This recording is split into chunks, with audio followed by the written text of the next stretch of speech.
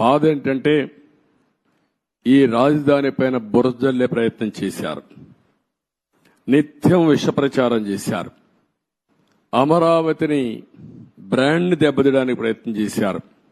Sivaramakrishna committee చాలా స్పష్టంగా central place లో ఎక్కడైనా పెట్టండి అని చెప్పారు.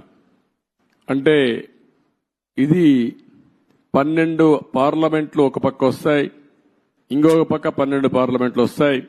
గుంటూరు సెంట్రల్లో ఉంటుంది.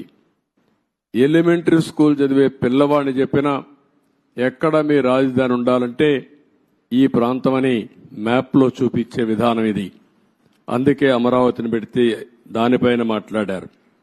ఇంకొక పక్కన మీరందరూ చూస్తే చాలా వరకు ఇన్సైడర్ ట్రేడింగ్ అన్నారు. ఇంకొక పక్కన స్విచ్ ఛాలెంజ్ ని అవహేళన చేశారు.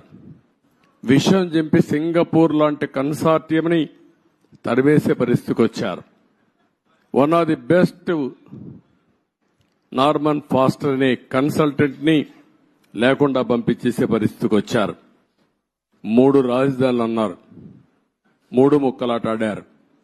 కడాన 5 సంవత్సరాల తర్వాత 10 సంవత్సరాల తర్వాత మీ రాజధాని ఏదంటే చెప్పుకోలేని పరిస్థితి దుస్థితిలో మనం నెట్టేసే పరిస్థితికి వచ్చారు.